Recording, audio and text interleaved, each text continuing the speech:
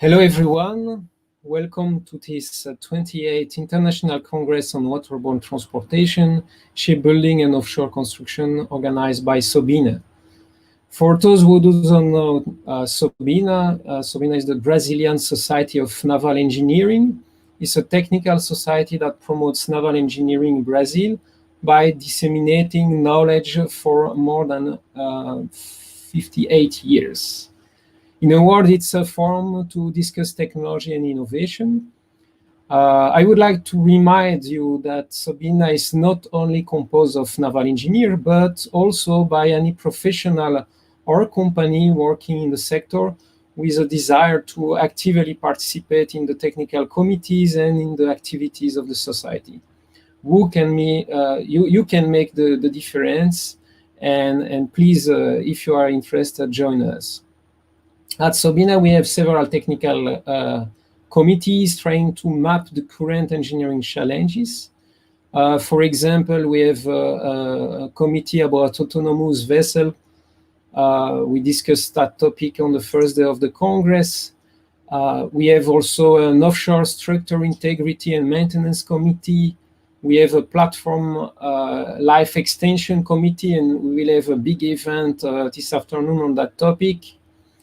We have another important topic that is still occurring now about the decommissioning of offshore assets.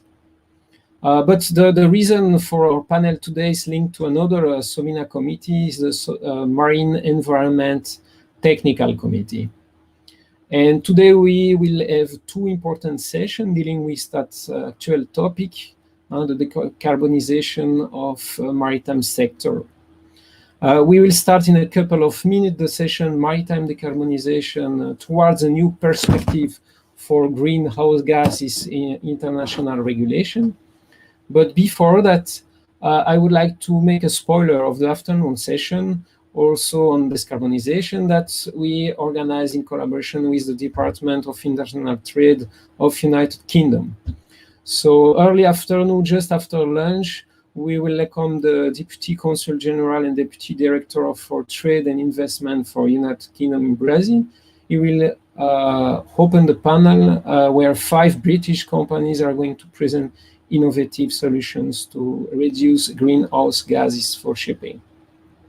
But let's start this first panel entitled Maritime Decarbonization towards a new perspective for a greenhouse gases international regulation. We will have 4 speakers in this session, followed by a short time to pick up some questions from the audience.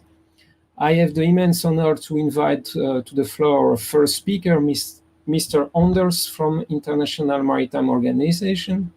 He is currently acting as head of the Air Pollution and Energy Efficiency team in the Maritime Environment Division of the IMO Secretariat. So, Mr. Anders, it's a pleasure to meet you and have you on board this event. So please feel free to start your presentation. Okay. Muito obrigado, Jean-David. That's more or less where my Portuguese ends, so I count on your indulgence to listen to this presentation in English. First of all, let me thank you very much for inviting IMO, the IMO Secretariat, to this conference. We're very keen on participating and also learning about developments all across the world when it comes to decarbonization of the global fleet. And this is a very important for us topic. It's a priority topic for IMO. And we're very eager to learn both about policy, regulatory initiatives, as well, of course, about any R&D that's taking place in different countries. And in IMO, within the IMO committee meetings, the MEPC, the PPR, Brazil is a very active country. The current chair of the Pollution Prevention and Response Subcommittee of IMO is chaired by Brazil. And so we're very happy to participate today in this conference.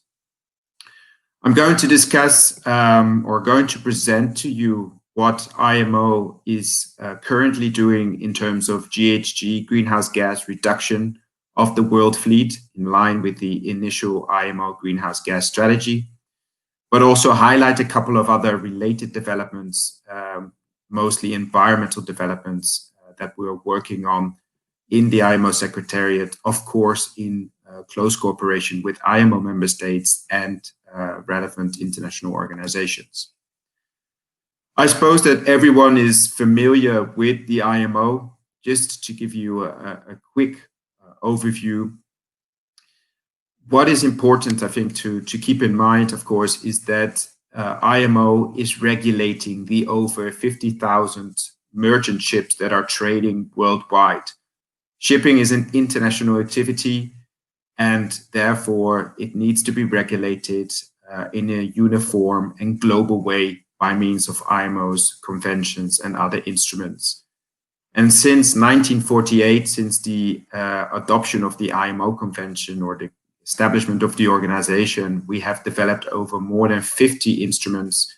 And today I'll focus specifically on MARPOL, the main environmental pollution prevention instrument of the IMO.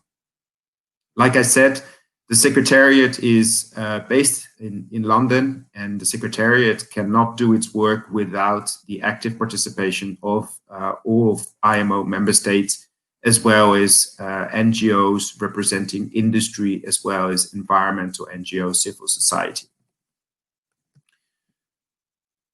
I'm going to highlight in my presentation the work of the organization on reducing atmospheric emissions. I'll give a short introduction on IMO 2020, so the sulfur emissions, because it's important in terms of what happened over the last year, but it's also important to draw lessons from how the global fleet, member states, industry prepared for the entry into force of the low sulfur cap, with a view on drawing lessons also in relation to the discussion on greenhouse gases. What is important, of course, is that when we speak about emissions, when we speak about atmospheric emissions, of course, transport demand is the key driver for growth of emissions. And we have seen that in the past years, maritime transport, total maritime transport has increasingly been going up. And the last figures, as were presented by UNCTAD in 2019 for the year 2018, showed an increase of 2.7% growth in maritime trade. And that resulted in an all-time record of cargo transported over the seas of around 11 billion tons. Now, of course, these figures are pre-COVID, and we're all familiar with the situation, with the economic downturn, with the impact of COVID on transport, including maritime transport, port calls. And it's difficult actually at this point in time to assess what growth rates will be for the coming year or the coming decade. At the same time, I think generally, and we can come back to that, or I can come back to that later in the context of the fourth IMO greenhouse gas study, it is still expected that post-COVID maritime transport will pick up and the growth rates will most likely be similar to what was anticipated for the current period of 2019 and 2024. That said, I did show on the slide some recent information from UNCTAD about container ship calls worldwide. Of course, this depends largely from one region to another, and also the port calls per segment in Q1 and Q2 of 2020. And it's obvious, of course, that there is a big decrease in the number of port calls. Coming back to what I said in the beginning about IMO's role as a global regulator and about IMO's role in terms of drawing up relevant instruments, conventions that regulate shipping, that ensure that shipping is safe, secure, and environmentally friendly. Shipping is increasingly in the public eye, and there is more and more scrutiny from journalists, from the general public, especially those living in coastal regions, in ports, about the impact of shipping emissions on their health. And so IMO has been acting upon that for quite a number of years, and has done so in particular through the MARPOL Convention, so the International Convention for the Prevention of Pollution from Ships, and more particularly through Annex 6 to the MARPOL Convention, which regulates air pollution. MARPOL Annex 6 has been ratified by 98 states, and those states jointly represent around 90% of the world tonnage. So we can easily say that most of the ships operating worldwide are subject to the requirements in MARPOL Annex 6. And that is important when we come to the specific regulations and the provisions in in MARPOL Annex 6. And we'll get to the greenhouse gases in a second, but it's important to highlight what are the great results that under MARPOL Annex 6 IMO, together with the member states, have made in the past years. And one of the big challenges that have been overcome since the 1st of January 2020 is the introduction of the so-called IMO 2020, or the 0.5% global sulfur cap. This cap, the new requirement of the sulfur content, had been discussed for many years, and eventually the requirement took effect on the 1st of January of this year. And that resulted in a huge drop of sulfur or SOx emissions from international shipping. So about 77% drop of total emissions from international shipping. And of course, that has a positive impact on health of citizens, air pollution. Again, like I said, citizens living in coastal areas close to ports contribute, the air pollution of those ships contributes to cardiovascular diseases, lung diseases. And so the reduction of the sulfur content is a great, how can I say that, a great result from IMO. What have we seen so far? So very quickly, in terms of implementation of IMO 2020, we have seen around 50 so-called fuel oil non-availability reports, FONARs, that have been reported to IMO, pointing towards non-availability of compliant fuel in a specific port. And we can easily say that 50 FONARs points to a very positive implementation, a very successful implementation of IMO 2020. On the 1st of March of this year, the so-called carriage ban entered into force, which prohibits ships to carry non-compliant fuel for propulsion. We've also seen from reports from Portside Control that there are a very limited number of non-compliance cases. And so we can conclude that the excellent cooperation and the preparation for IMO 2020 by IMO member states, the ports industry, the shipping industry, as well as the bunker, the fuel industry, resulted in a successful implementation of IMO 2020. And this is important because, like I said, shipping is in the public eye, and we have seen many newspaper articles, including from main news outlets such as CNN, about the significant step forward by the IMO in reducing atmospheric pollution by reducing sulfur emissions from ships. Now, coming to greenhouse gas reductions, and probably an even more important topic and an even more publicly scrutinized topic is the reduction of greenhouse gas emissions, CO2 emissions from international shipping. And IMO has made a significant step forward in 2018 in that regard by adopting the so-called initial IMO strategy on the reduction of greenhouse gas emissions from ships. It was a huge success that the organization managed to get to that agreement. You may recall that shipping, like aviation, is not covered by the Paris Agreement, and so it was important for the IMO to adopt its own strategy and its own vision on how to phase out emissions, greenhouse gas emissions from international shipping.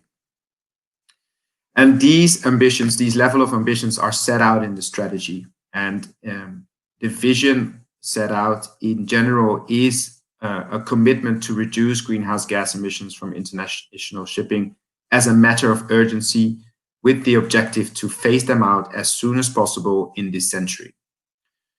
We are also having specific targets and specific levels of ambition in the strategy. For instance, the level of ambition for 2030 is to reduce carbon intensity, so the CO2 emissions per transport work as an average for international shipping by at least 40% compared to 2008, pursuing further efforts to reduce carbon intensity towards 70% by 2050. The carbon intensity is a requirement per ship, and we have, in addition to that requirement, also a level of ambition which relates to phasing out greenhouse gas emissions in total, so the absolute number of greenhouse gas emissions by 50% by 2050, so halving greenhouse gas emissions from international shipping by 2050 compared to those emissions of 2008. So these are the levels of ambition set out in the IMO strategy and which we are now working towards by means of concrete regulatory measures. So, and how are we planning to achieve those levels of ambitions contained in the strategy? It's important to keep in mind that CO2 emissions of international shipping represent around 2% of the total world's CO2 emissions. And 2% doesn't seem much, but 2% is almost equal to the CO2 emissions of a country, a mid-sized country like Germany. So like any other country that has committed to reducing CO2 emissions under the Paris Agreement, international shipping is also committed to reduce its CO2 emissions. And we've seen in the recent fourth IMO greenhouse gas study that work is needed to reduce emissions because the greenhouse gas emissions from international shipping are still projected to increase under the business as usual scenario, so without any additional reduction measures, by about 90 to 130% compared to 2000 emissions. We also know that the existing instruments, such as the EEDI, the Energy Efficiency Design Index, and the SEMP, the Ship Energy Efficiency Management Plan, are not enough in order to reach the level of ambition, and particularly the 2050 level of ambition set out in the strategy. So as an organization, together with member states and industry, we need to work on innovative measures, new regulatory measures, such as alternative fuels and technologies to really get to this 50% reduction of greenhouse gas emissions of international shipping. And of course, one of the main questions that arises is, how will the future fuel mix look like? Currently, shipping has a very let's say, harmonized fuel mix. So heavy fuel oil, now with a lower sulfur content, is the predominant fuel used. But if you look at the future, there are very different views from different stakeholders on what will be the future fuel mix and how would it look like. So ammonia, biofuels, hydrogen, LNG, different shipping companies, different classification societies have different views on what will be the future fuel. Now, coming back to the regulatory framework and what IMO as a global regulator of international shipping is doing in implementing the initial greenhouse gas strategy. The initial greenhouse gas strategy contains a list of candidate measures. So these are possible measures that need to be implemented by the IMO in order to reach the different levels of ambition. And those candidate measures are broken down in short-term measures, mid-term measures, and long-term measures. And they all obviously have a different implementation horizon and different implementation time frame.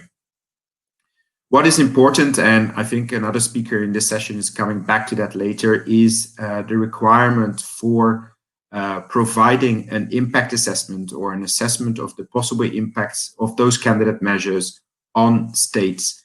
And so the proponent, member states, industry of a specific measure are held to submit an impact assessment when they propose a candidate measure to the IMO for consideration. And there are various candidate measures, and I just mentioned a couple of these on the slide, and they are different in terms of technical requirements, operational requirements, economic measures, such as market-based measures. I'll come to that in a second. So in terms of the regulatory outlook, where are we now and what are we doing now? Last week, we had a very big meeting, a very important meeting of the so-called Intersessional Working Group on Greenhouse Gases. And that Intersessional Working Group looked into specific proposals to reduce carbon intensity by 40% by 2030. And I think the next speaker will highlight a bit more how that measure will look like. But in short, the proposal or the agreement that came out of last week's meeting and which will now need to be approved by MEPC 75 is a goal-based measure that consists both of a technical approach and an operational approach in order to reduce carbon intensity of existing ships. So that measure, those legal amendments to MARPOL Annex 6 will now be submitted to MEPC 75, the committee that's taking place in November, for approval, with a view to adoption of the measures by MEPC 76, which will take place in spring 2021.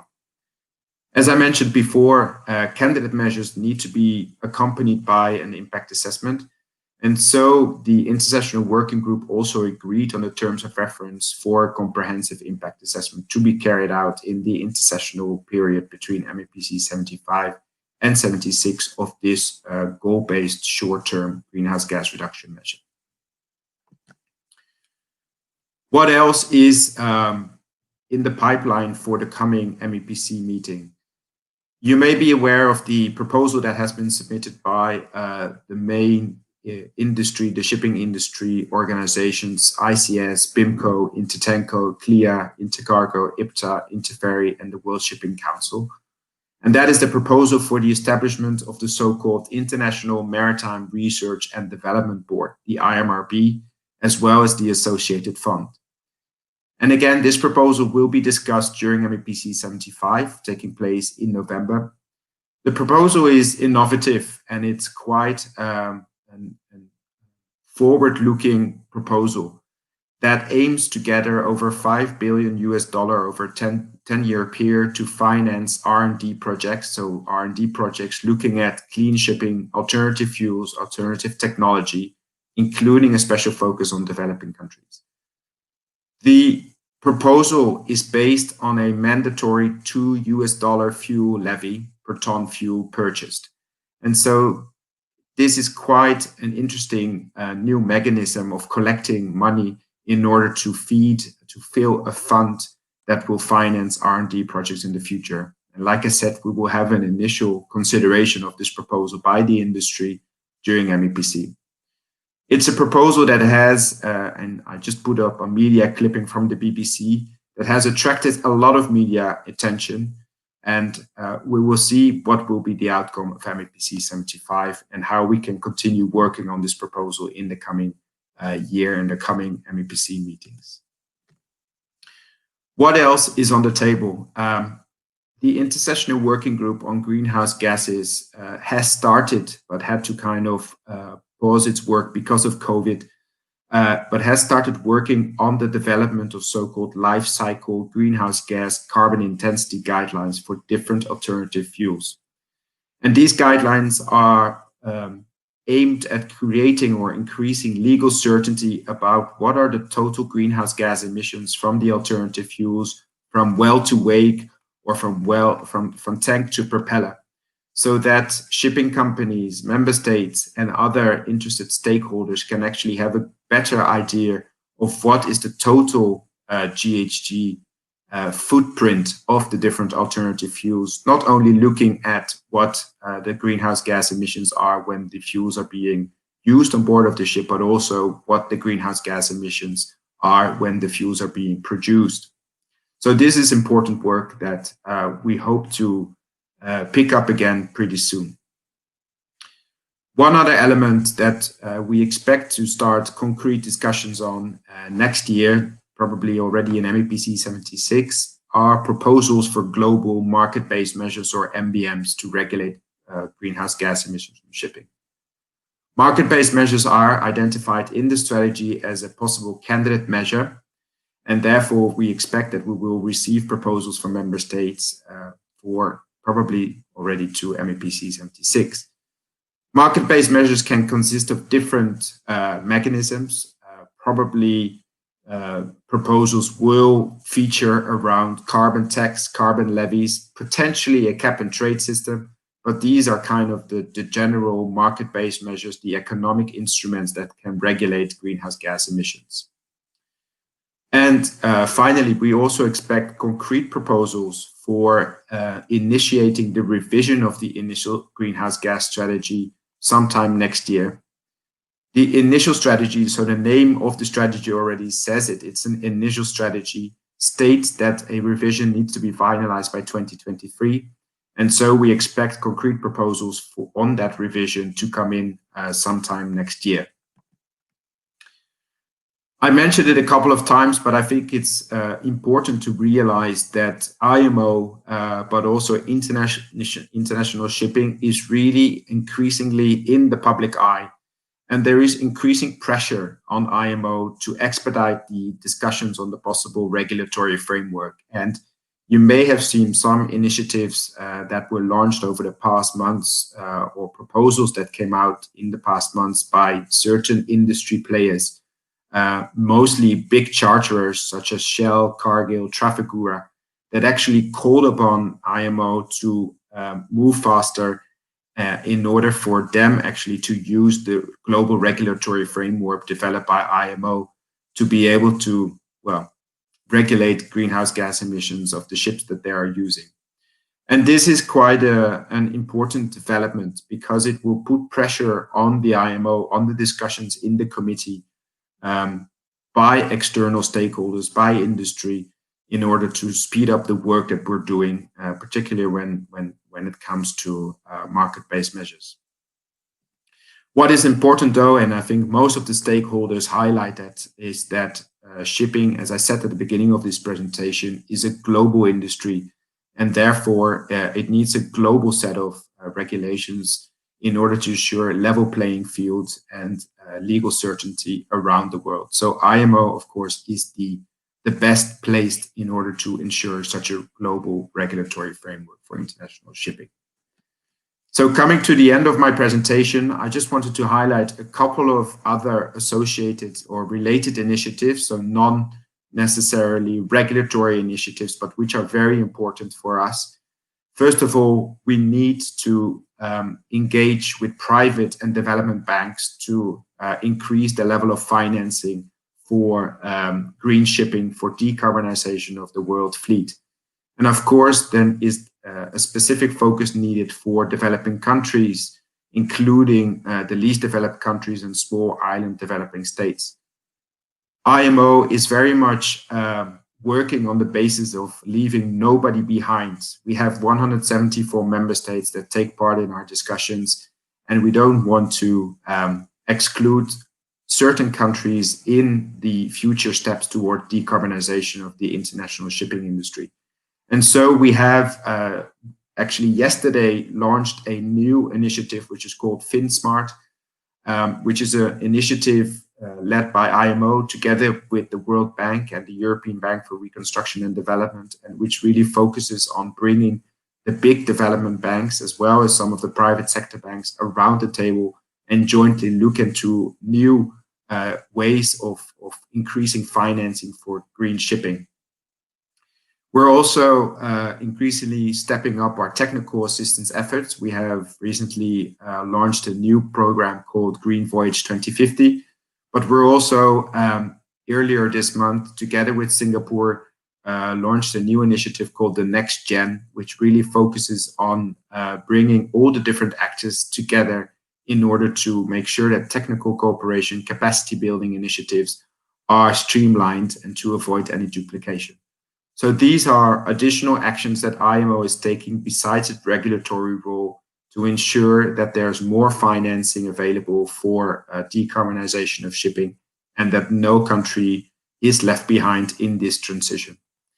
So with that, I would like to thank you very much for your attention. And of course, in case of any questions, I'm happy to respond either later in the in the chat or in the Q&A or by email at the later point in time. Thank you very much. Thank you so much, Mr. Onders, for your outstanding presentation. We will leave the question for the end of the panel. If you can stay with us, it will be really great. I will now invite Commander Fernando Alberto Gomes da Costa from the Port and Coast Guard Division of the Brazilian Navy. He is the coordinator of the Marine Environment Protection Committee related to IMO matter in Brazil. And he will present a paper on overview of new GHG reduction measures currently in discussion at IMO. Please, Mr. Commander Fernando, the floor is yours. Thank you.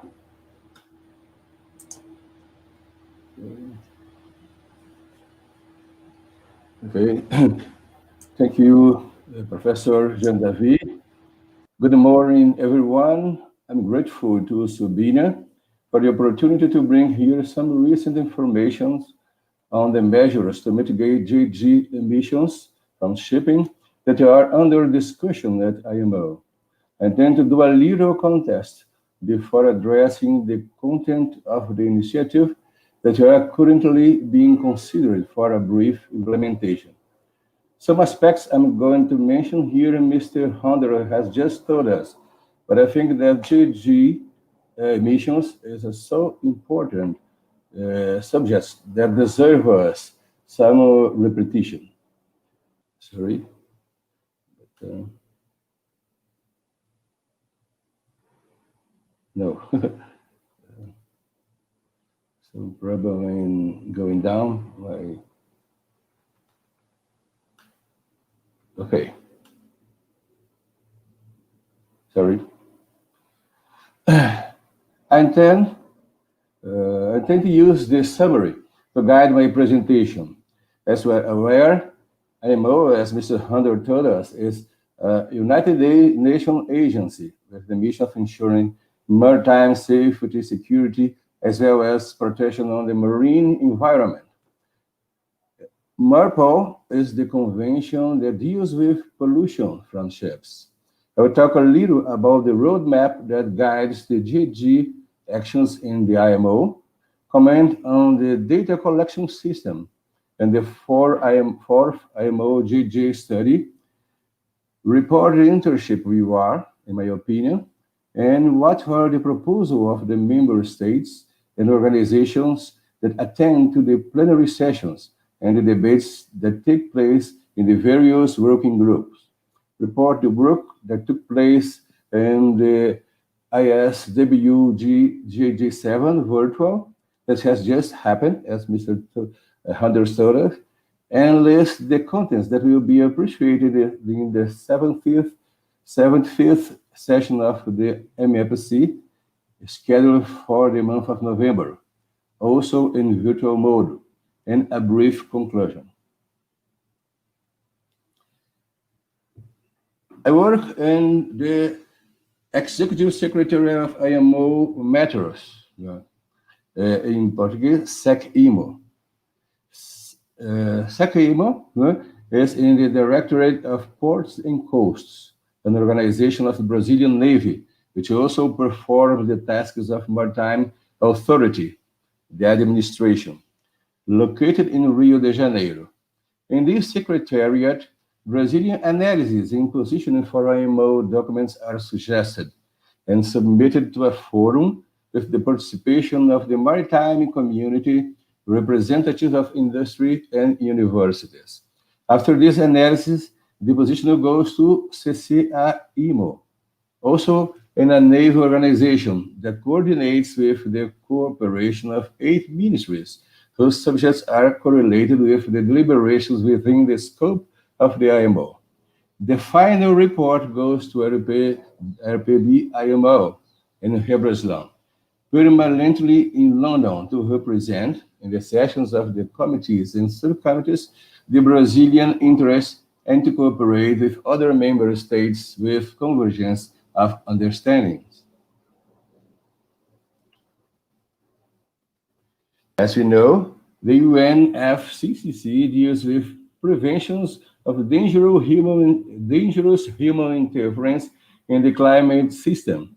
The Kyoto Protocol of this convention attributed to IMO and ICAO the actions related to the mitigation of emissions from ships and aircrafts, respectively.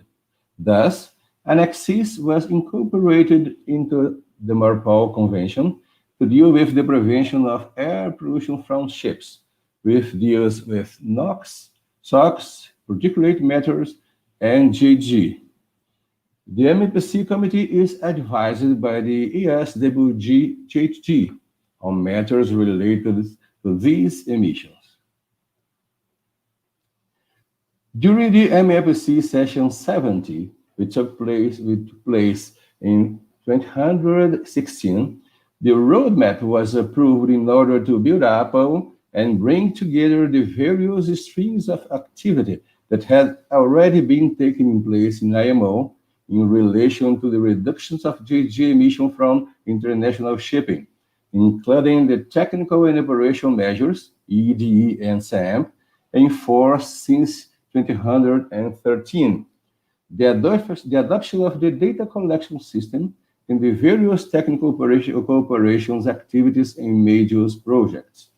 The MEPC approved the roadmap for developing a comprehensive IMO strategy on reduction of the GHG emissions from ships. We highlight from the actions of the roadmap the three-step approach, which first phase in 2019, second phase in 2020, and third phase 2022 phase. These data collection systems are going to be mentioned later on. The initial strategy and the fourth IMO GHG study.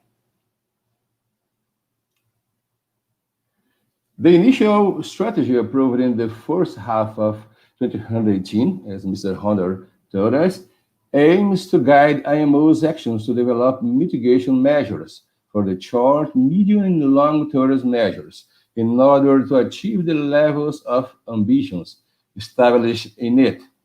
We can find in this strategy, among others, levels of ambition, short, medium, and long-term candidate measures list, and follow up towards the revised strategy. It is going to take place in 2023. And we are going to repeat the levels of ambition. The first one about carbon intensity to decline through implementation of the EEDI since the 1st of January of 2013. The second was carbon intensity of international shipping to decline to reduce CO2 emission per transport work. As an average of across international shipping by 40% by 2030, pushing force toward 70% by 2050. And the third one, GHG emission to peak and decline as soon as possible by 50% by 2050. The data collection system was established by Regulation 22A of the Annex 6 of MARPOL and determined that all flag states report data for each ship of 5,000 gross tonnage and above. These data are composed of DWT, auxiliary machine power, main machine powers, fuel consumptions, hours, and miles navigated. The fourth study contains, in addition, the GHG emissions share from shipping, as was told, about 2% the total emission in the world. The carbon intensity of the period from 2012 to 2018, and data projection for the year 2050. Where are we now? It was already told. Last week, as we just heard, the first virtual session of ESWG group was held. Now, new vessels must, since 2013, new vessels must comply with Regulation 21 of Annex 6, the EEDI. There is a consensus that the contribution on the new ships in terms of mitigation would not be sufficient to achieve the initial strategy levels of ambition. So it was agreed that a technical indicator will be needed for ships in service, and the proposed under analysis is the EEXI. It was also decided that operational performance will also be measured by indicators. Several proposed measures are already under analysis, some of which has an imposing approach and others goals-based. And all measures will be verified in terms of impact on the states, and all of them will be analyzed by the MEPC 75 in next November, 16 to 20.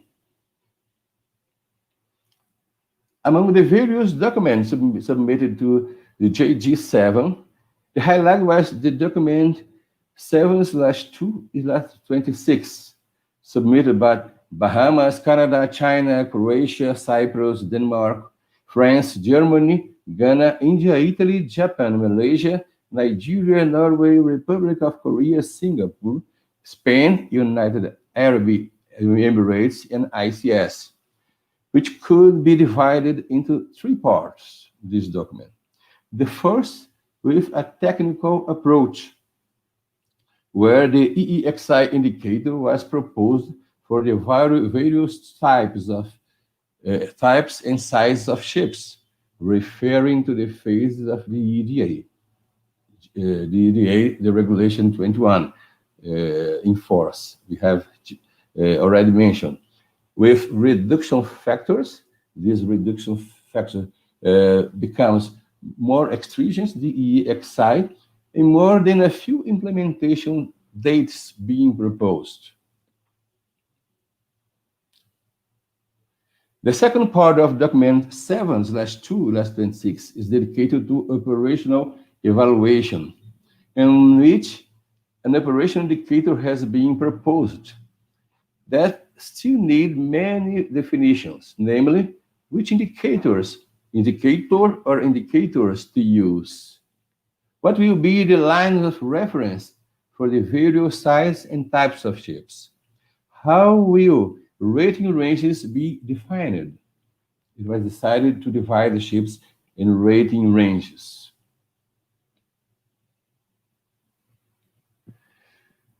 And finally, the third part of that document, dedicated to the classification of ships in the various ratings previously defined, corrective actions to the badly classified ships, surveys to be established, and maintenance and loss of the certificate EEEC, the certificates of energy efficiency.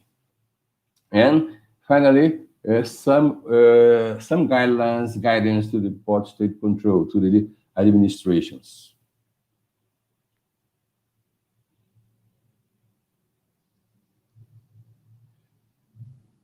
This was the indicators, that was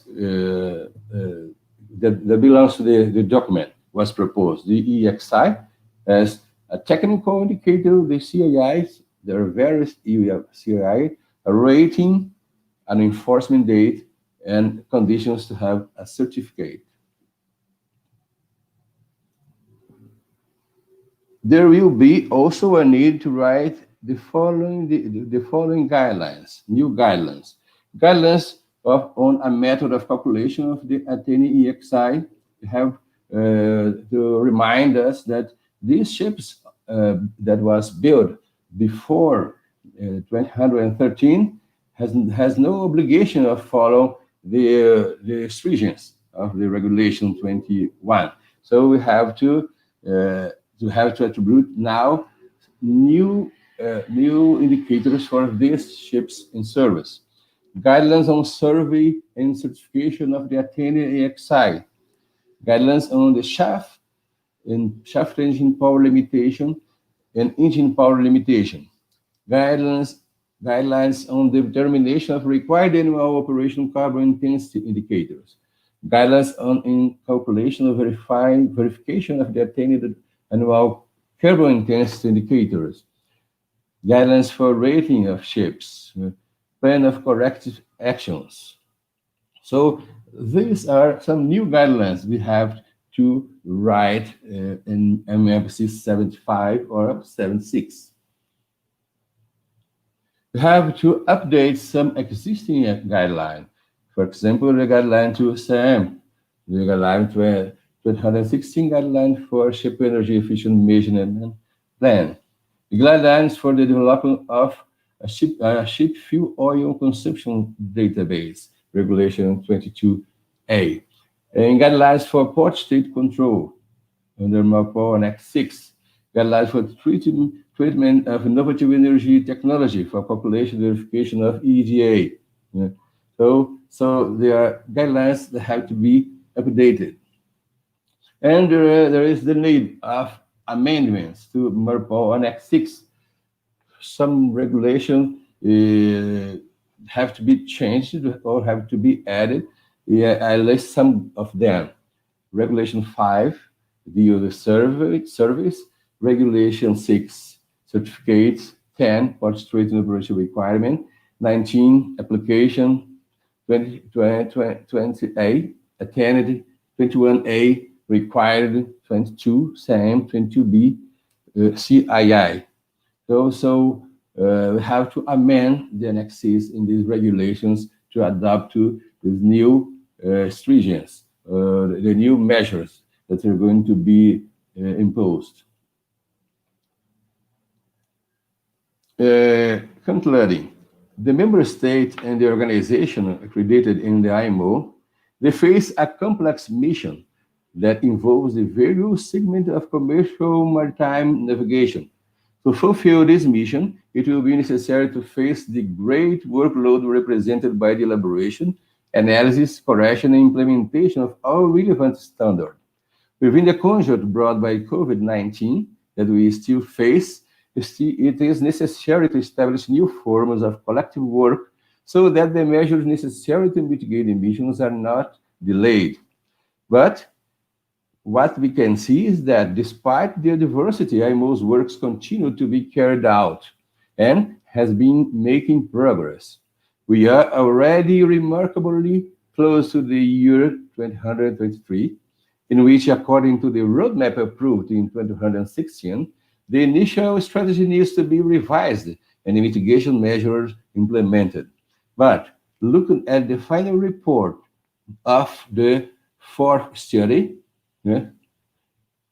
looking at the final report of the fourth study, IMOJG study, with its data, graph, and projections, we concluded that it's possible to reach the levels of ambition of the initial strategy.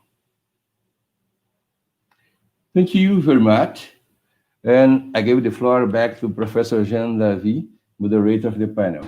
Thank you, Professor. Thank you very much, Commander. It was an excellent presentation about some important details on the indicators that are going to be used or at least analyzed for the future. Okay. So I will invite now the economist Pedro Levi-Sion. He's from the Economy Faculty of the University of São Paulo. And he has been involved in an important economic impact assessment of GHG abatement tentative measures. And if I am not wrong, he's going to present some of the outcomes of that study now. First of all, thank you for the invitation, Jean-David. It is a pleasure to be here. Welcome. Okay, let me share my screen. There we go. Okay, so this study was requested by the Brazilian Institute of Mining, IBRA, in partnership with Vale, the famous Brazilian mining company. And the guidelines, well, the guiding question for this study was, what are the impacts of those decarbonization measures for trade and therefore to the economy? So firstly, we would like to provide a quantitative assessment of the transport costs, such as CapEx, OpEx, and VOIEX, whereas CapEx is the capital expenditure, OpEx is the operational expenditure, and VOIEX is the fuel expenditure. Firstly, for all world ship fleet, and secondly, the phases 0 to 3 of the EEDI and the EXI goals proposed by Japan. And secondly is to assess the short-term impacts of those changes and travel time on trade, then those in dollars, and also in emissions measured by tons of carbon dioxide. So why slow steaming? Slow steaming is the practice to deliberately reduce the operational sailing speed to that significantly lower the design speed. It has pros and cons, as everything in economy. The pros is that it's more fuel efficient, and ergo it reduces emissions of carbon dioxide and other greenhouse gases. And also it reduces available / idle capacity in the market, given that not always firms are using its full capacity in terms of its fleet. On the other hand, it requires additional routines and inspections of the main engine, and it also requires low load operations. Actually, they must be avoided in order for the engine to operate in their design range. Okay, so the methodology basically is composed of two modules. One is provided by the economists, which were me and Professor Paula Pereira from Universidade de São Paulo, USP. And the second module was an engineering one that assessed the costs, the changes in costs by each of the scenarios, and was provided by COPE, the Postgrad Center of Engineering from the Federal University of Rio de Janeiro. So again, as I mentioned before, CapEx is the cost involved with the acquisition of a new vessel. So for example, if we have to travel slower than average, we have to have more vessels to transport the same amount, the same volume of commodities. OpEx is the expense involved in the day-to-day running of the ship, such as crew, insurances, maintenances of the main engine, administration, risk and management, etc. And VOIEX is a measure that is specifically linked with fuel usage of the trip. So these are the speed and power scenarios. So there are 10 in total. We have from 10 to 50% reduction of speed, and then from 10 to 50% reduction of power. And in this table, we have a comparison between those two scenarios. Then we even have more 5 scenarios, the EEDI, which was previously mentioned on both presentations, from phases 0 to 3, and the EEXI proposed by Japan.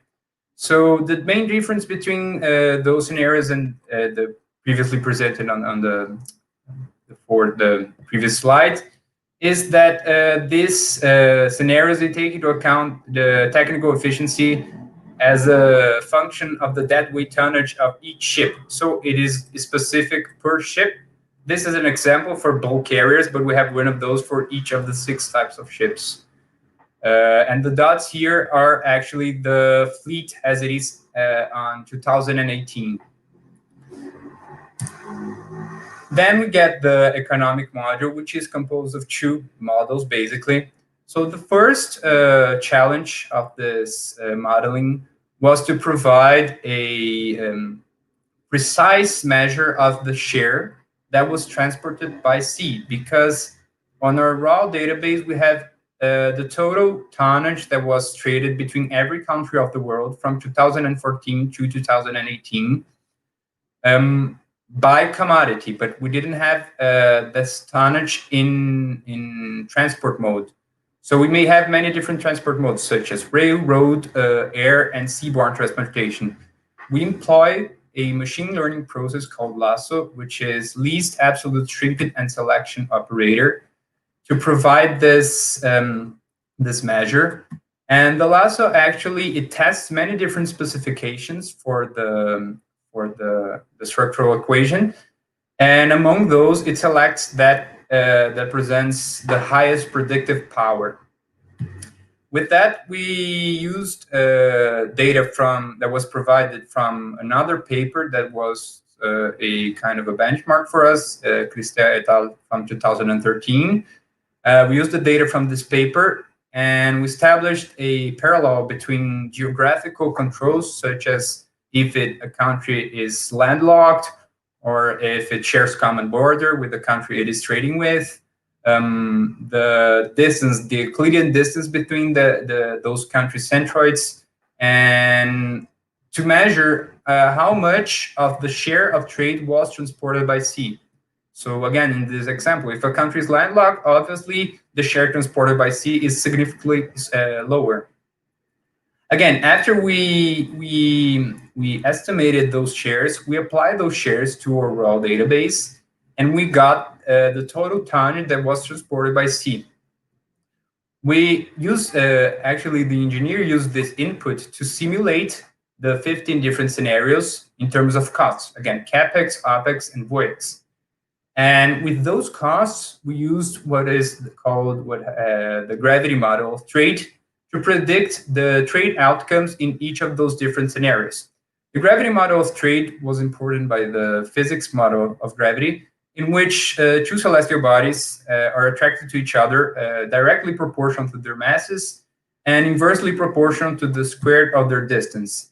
This model has found significantly backing by economic theory, and also has presented itself as a very good predictor for trade outcomes when we simulate shocks either on the masses or, in this case, in their distance, measured by the cost of transportation.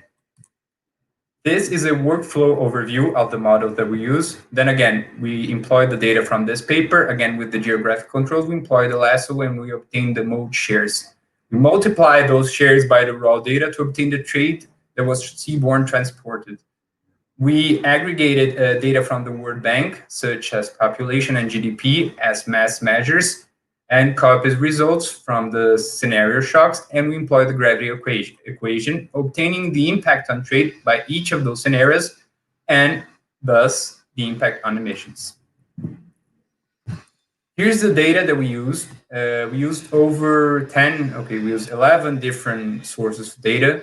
The 6 first on this list are related to ship, fleet, and characteristics, whereas the later 5 are related to trade and geographical and also macroeconomic characteristics of each countries. So this is our aggregation assumptions and the granularity of data. It is necessary to aggregate because both the lasso process and also the gravity equation require a higher computational power, and it would be impossible to generate those results were it to be as sparse as it presented itself. As an example, the trade data, we had over 16 million observations from 5 years between every possible country, and a 4-digit harmonized system commodity, which yields 1,222 commodities that we aggregated into 37 categories of goods. Also, we aggregated the trade partners into 50 regions. We have 6 categories of ships, 5 categories of ship ages, and 30 categories of ship sizes, which yields 72 unique ship types in our database. Okay, let's move forward to the results. So this is the first result. This is only the result on costs that was entirely simulated by copy. And as we can see, this is the baseless, the reference scenario. And most of the scenarios are actually below this line. And some of you may ask why this happens. So the rationality is that if a firm could reduce costs, why wouldn't it do so? The answer to this question is that this only takes into account costs. It doesn't take into account the time that it requires to deliver the commodities to another country. And also it doesn't take into account revenues, which is the main component of profit, which we expect firms to maximize. So the only scenarios that actually exceed the reference scenario are reductions of 30 to 50% of speed. And it is possible to see that it's mainly justified by OPEX and CAPEX costs. In every possible scenario, voyage costs are actually lower because when we reduce speed, we force ships to become more fuel efficient. Then now we have the effects on exports, and contrary to what we've seen on the previous image, we see that every scenario, actually, we have lower volume of trade than the reference scenario. And the reason for that is then again, the gravity equation is calibrated using both costs and then again, we create a price variable per tonnage, and also transport work, which takes into consideration the time that it takes to reach its destination. So by increasing the time that it takes to reach its destination and also increasing the price, it is rationally expected that the countries will trade less between themselves. And this is discriminated by ship type here on the lines. This, in turn, is the effects on CO2 emissions. We used two models. M1 was developed specifically for this study, and M2 is a model that was previously used by FIPI. So we see that the models fit because they're very close to each other, the results, apart from a few observations in which they have a minor difference between them. This line over here, the red line, the red straight line, is the line that takes into consideration the reference of 2008 that was also previously explained on Rose's presentation for the goals of the IMO. And this lower line here is actually the target of 2050, which is a 50% reduction considering the 2008 baseline. And as we can see, only a few scenarios actually achieve this goal, being them the S20 and the P50. They almost reach it, they run.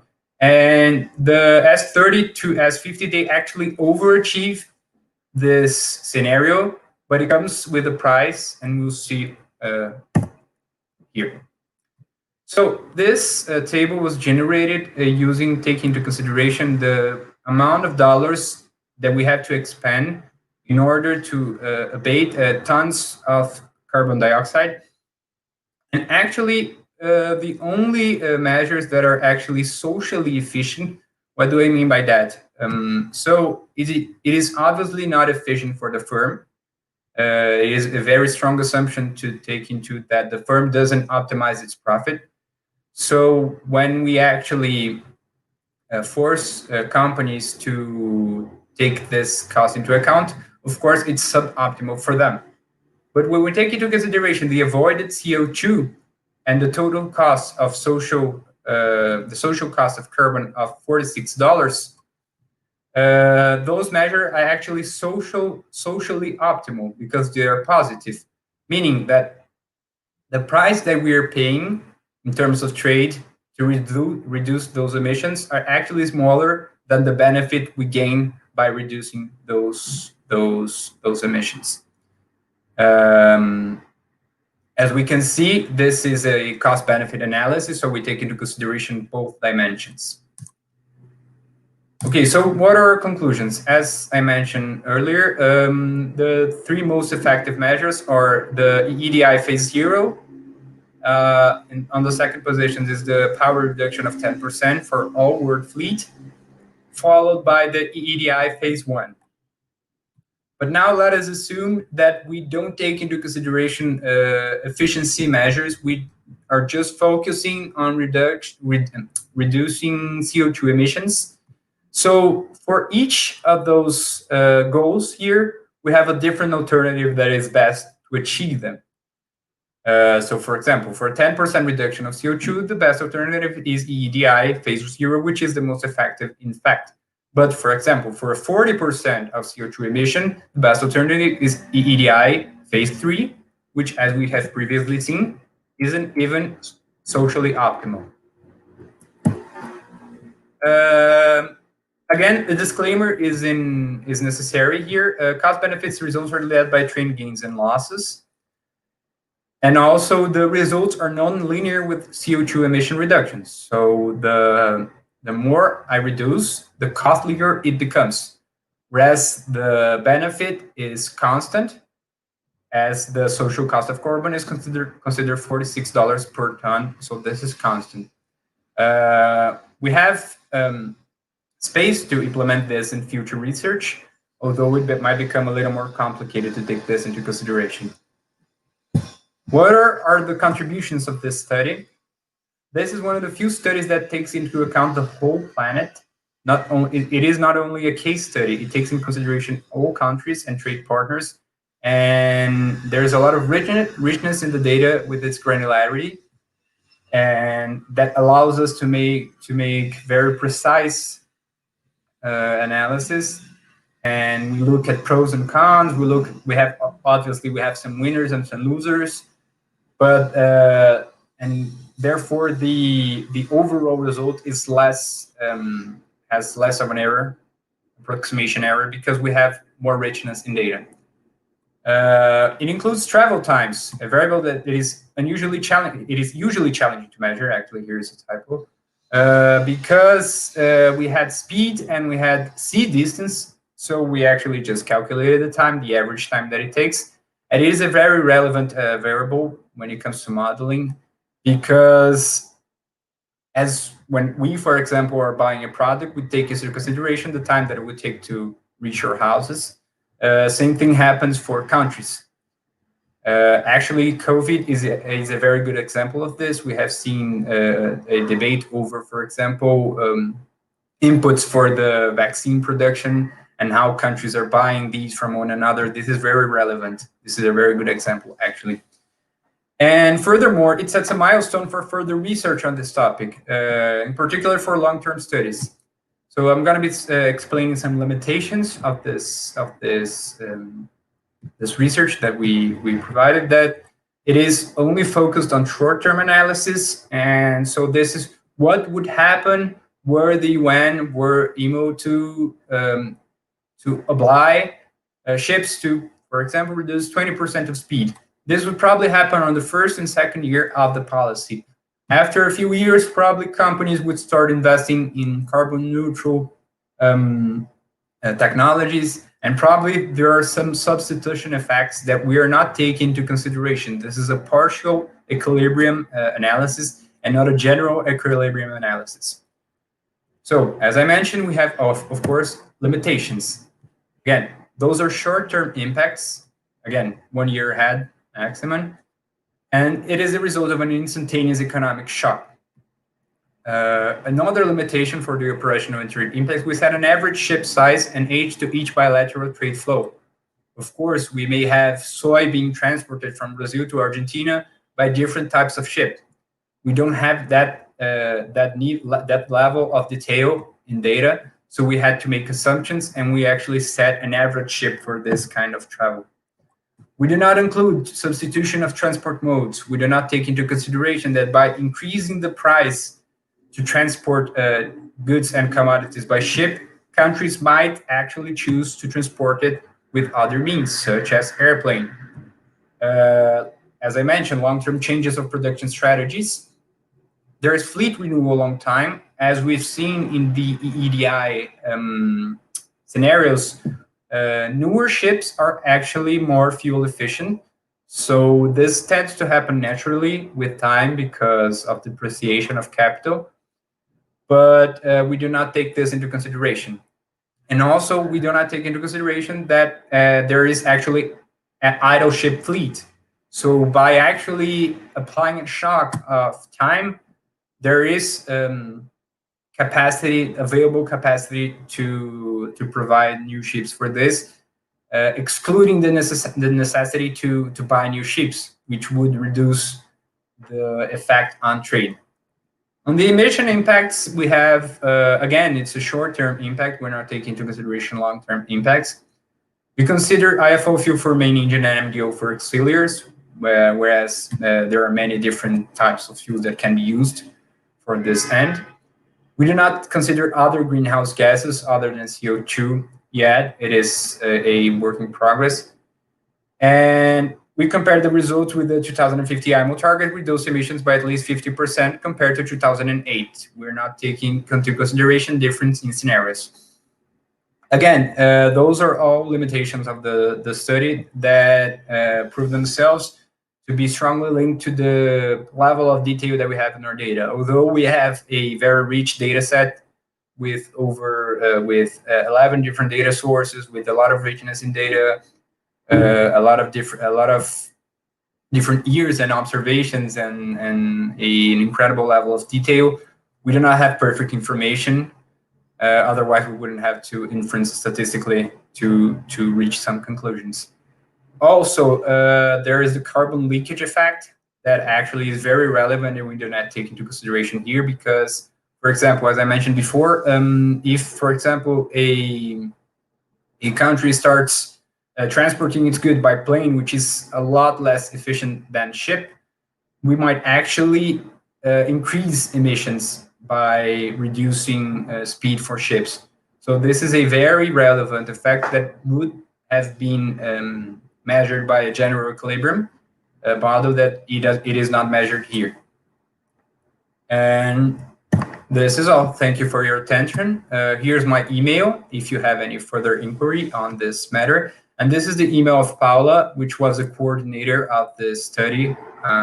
She was not able to be here today, but she will be presenting the same study on the 12th of November, if I'm not mistaken. And I'll also be available for the Q&A section afterwards. Thank you very much.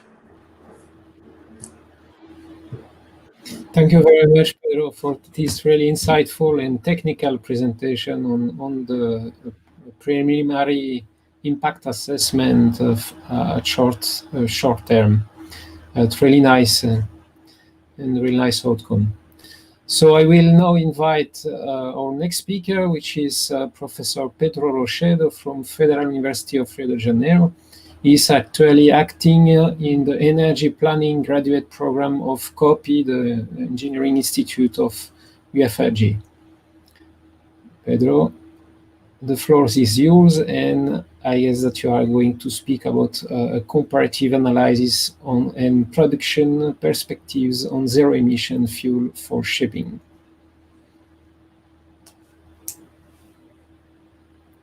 I guess that your microphone is mute. Sorry, it was. So once again, thank you for the invitation. Glad to be here. This is a study that we have just finished together with the Institute Climate Society, the Institute de Clima e Sociedade.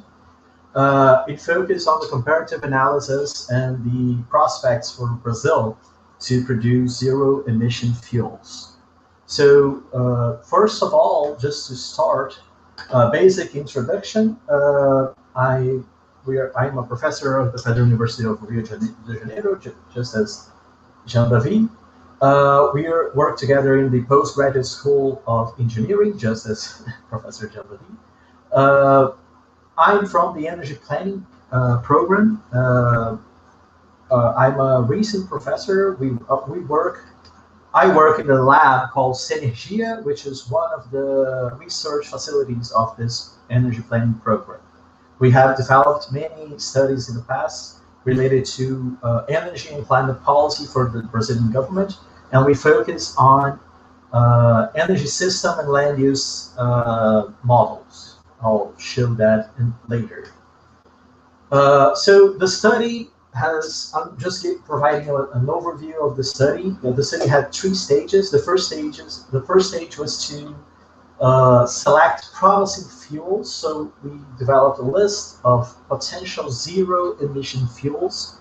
We analyzed them by each of the criteria that we have selected, and we selected those that are most promising.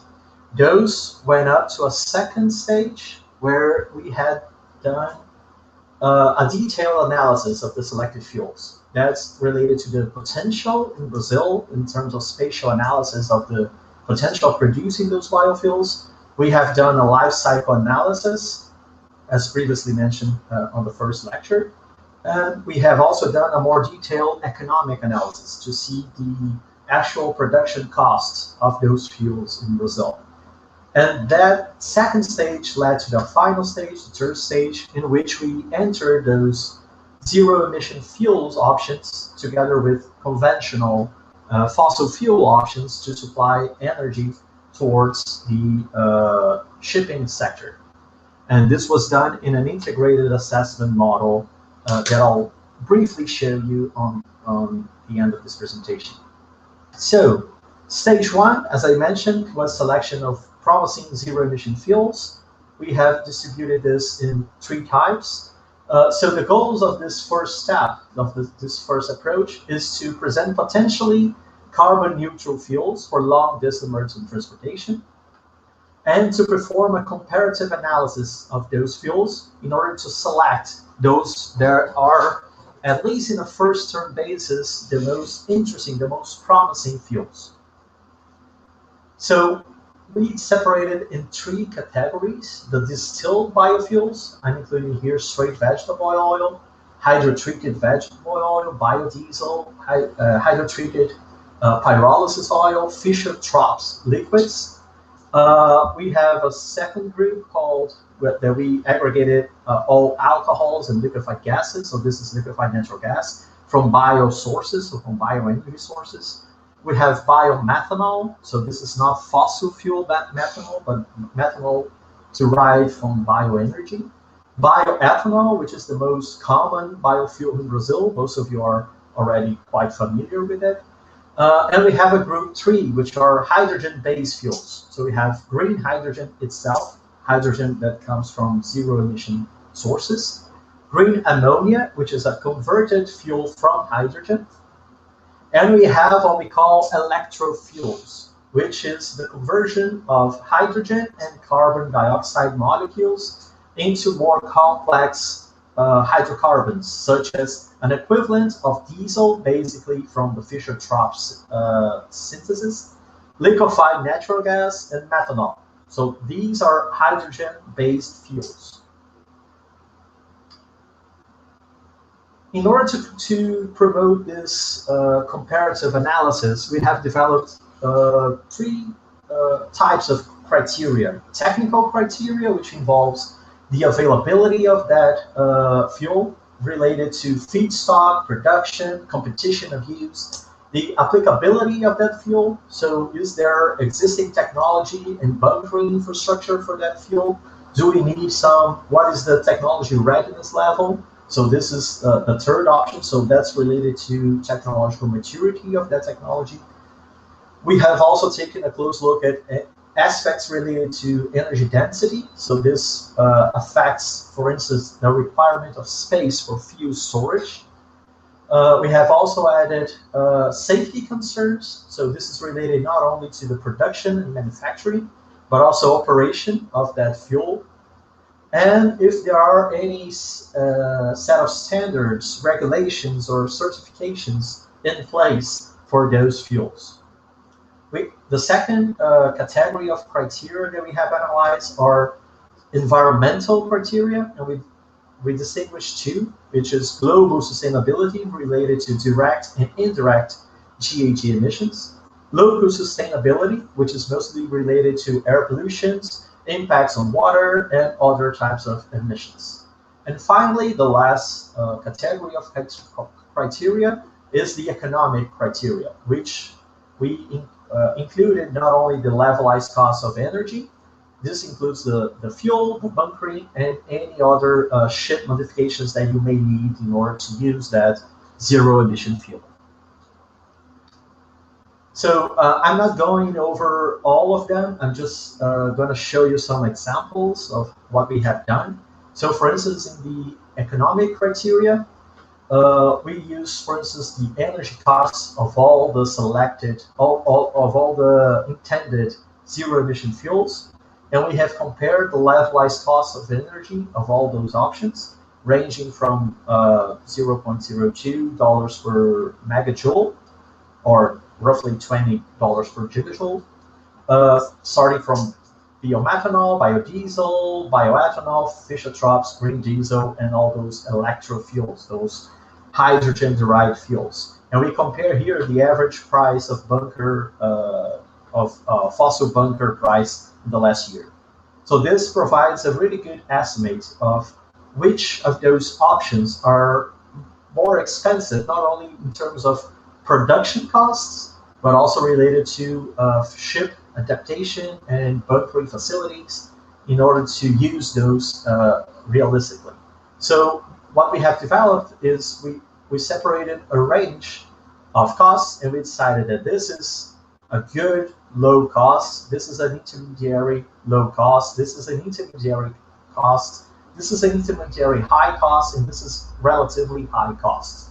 So this will be used as a basis in order to create grades for each criteria, and each criteria will then have a different weight into an optimal final grade for each zero-emission fuel. Another example is the energy density criteria, because it's related to the space required for fuel storage and mostly related to ship adaptation in order to use those fuels.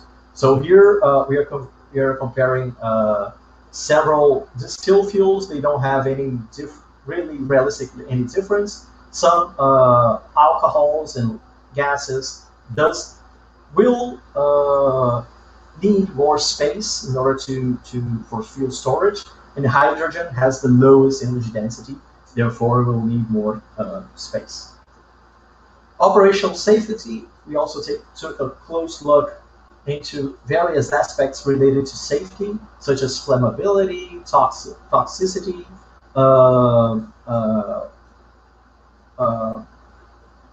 and several other aspects for each of those zero-emission fuels, and we created an average grade for each one. I'm not going into detail. I put all of the zero-emission fuels in the presentation.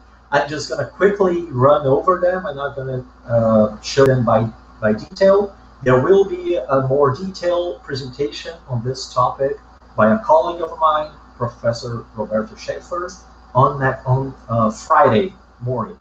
If anyone is interested, I can provide you the information on that presentation. And all this is being submitted as peer-reviewed literature. So this will be accessible for you on a later stage. So starting with straight vegetable oil, it does have certain advantages and weaknesses. This is the spider graph that we have used to show how each of those zero-emission fuels compare with each other, related to all criteria that we have selected. Related to straight vegetable oils, for instance, we identified potential weaknesses as a competition with other uses, mostly related to as food source, but also related to biodiesel production. Therefore, there can be an availability issue related to straight vegetable oil. Again, this can also be related with land use change threats, which affect not only the availability aspect, but also related to the global sustainability of straight vegetable oil. Moving towards biodiesel, it does also have competition with other uses. It has a good energy density, it's a mature technology, but it also has the same disadvantages as straight vegetable oil and has a lower quality compared to hydrotreated vegetable oil, which is the next one. Hydrotreated vegetable oil can be used as a drop-in biofuel. It does need less modifications on existing infrastructure. It does have a higher quality than the previous ones, but it also has certain weaknesses. So the average grade of the hydrotreated vegetable oil has increased relatively to the straight vegetable oil, but it does have the same weaknesses, and it does have a higher cost than straight vegetable oil. Hydrotreated pyrolysis oil the technology is not fully mature, and it is a higher cost option than the previous one, so it doesn't bode well into the technological maturity and economic standards. Speeding things up, Fischer-Tropsch liquids, it is a high-quality drop-in fuel. It does have the advantage of making co-products or byproducts, which does provide an economic advantage to this route, which we'll see at the end of this presentation. Very high global sustainability, but it does have a higher cost than straight vegetable oil. Bio-liquefied methane, it is liquefaction is a mature technology. It does have an interesting cost, relatively speaking, but it does have certain weaknesses, such as heterogeneous feedstocks requiring of dual fuel, and mostly related to the methane slip. Biomethanol, it has toxic properties, flammability, a low energy density. Bioethanol, it has a low cetane number, so it does need a booster or additives to increase cetane number. An intermediary energy density, but is relatively safe fuel and very mature production process, especially in Brazil. Green hydrogen, it didn't had a very good picture, since it does have a very high global sustainability and local sustainability, but a relatively low technology readiness level, safety concerns related to hydrogen, the costs, and the very low energy density. Ammonia, which is a derived fuel from hydrogen, suffers from most of the same problems, but it does have a higher energy density than hydrogen. The electric diesel, and this will happen for most electrofuels, it's relatively the same as the counterparts, the bioenergy straight counterparts. It's not available in the near term, a very, very high cost, and they all are subject to high water consumption. Again, the same for hydrogen converted into liquefied methane, and methanol derived from hydrogen and carbon dioxide. So in order to assess all fuels in a combined manner, in a systematic combined manner, we use a multi-criteria analysis in which for each of the criteria we develop weights, and this is the weight that we have used and that I'm going to present to you. We have done sensitivity analysis on those weight distributions, but the overall result did not change.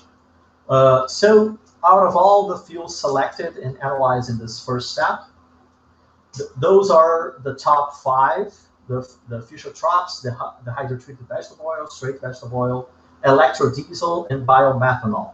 Even though each one has a different advantage and disadvantage, overall, those were the selected ones.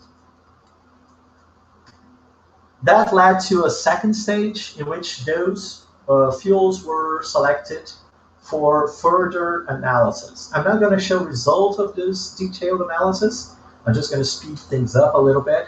But there were 3 steps in those second stages: the georeference analysis in terms of hotspots for fuel production and technical estimates of potential for those fuels in Brazil, a life cycle analysis of those selected fuels, and a more detailed economic analysis. So the georeference modeling basically selected hotspots for production related to feedstock availability, inputs that might constrain production, proximity to conversion facilities and ports, and we have estimates of technical potential of production for each of those fuels. I'm not going to present this today to you. Sorry, I don't have that much time. We have also done a life cycle assessment for each one, in which we have used detailed analysis, and we have used GHG emissions, which does not include only CO2, but also other, I'm just exemplifying here, M2O and ethane emissions. The transport distances related to the life cycle analysis was done because of the georeference analysis.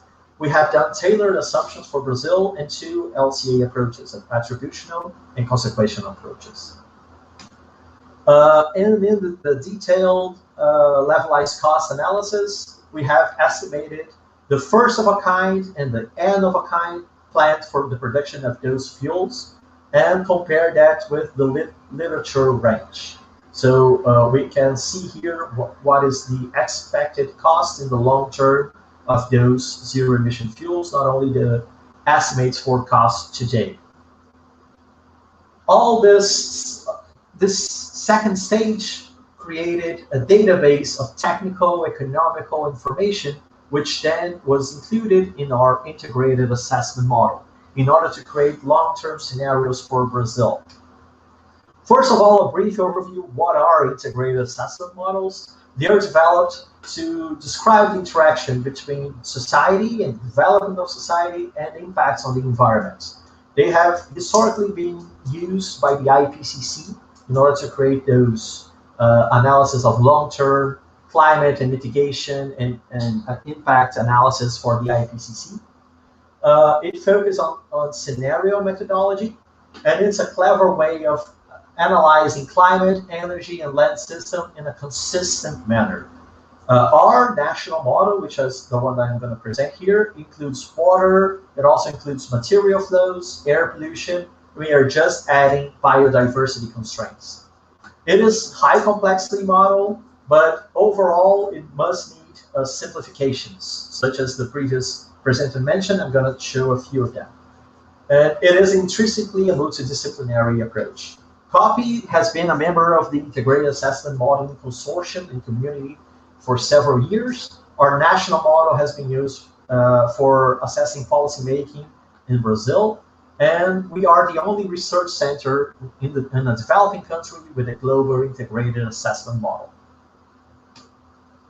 The Brazilian Land Use and Energy System, or BLUES model, it does have a very detailed database on technology assumptions, demography assumptions, and economic assumptions, together with the CGE model that provides detailed analysis for the energy systems, materials, and agricultural and land use.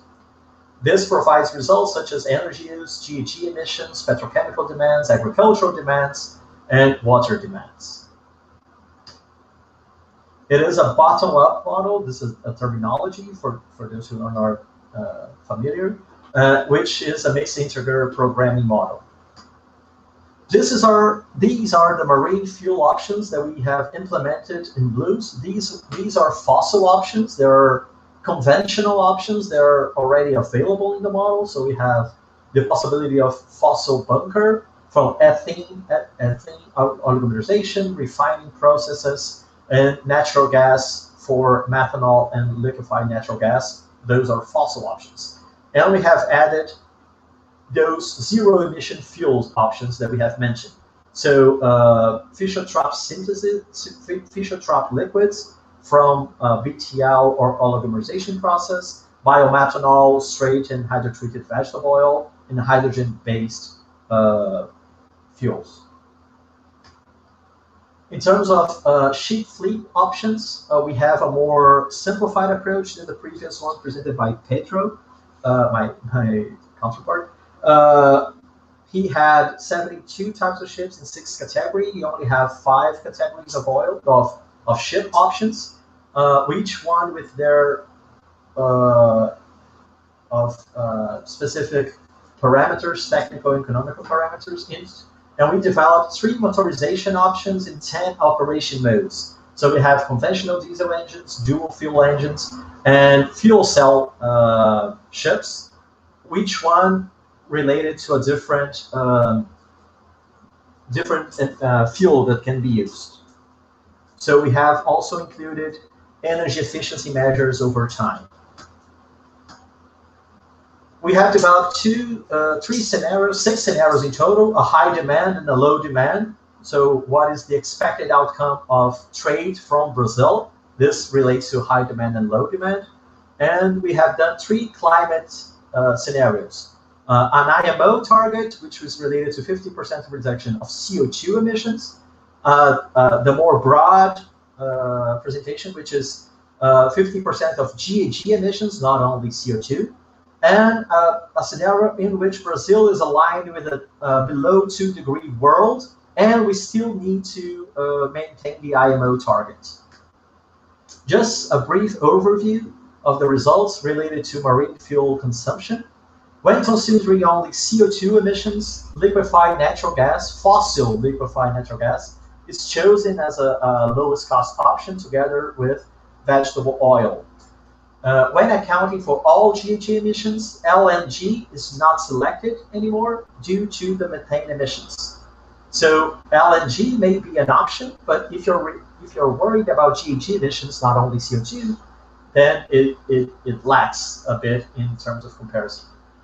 In the 2-degree scenario, the IMO target is met by advanced fuels, mostly because advanced fuels play a huge role in a national policy for climate in Brazil, and bunker is typically a byproduct of those processes, such as done today in biorefinery. So there is a co-benefit of co-producing biomass-derived bunker. In terms of land use, for those who are concerned, despite increased biofuel production for achieving the IMO target, land use change is not significantly affected in all scenarios. That does not lead to higher deforestation rates, for instance.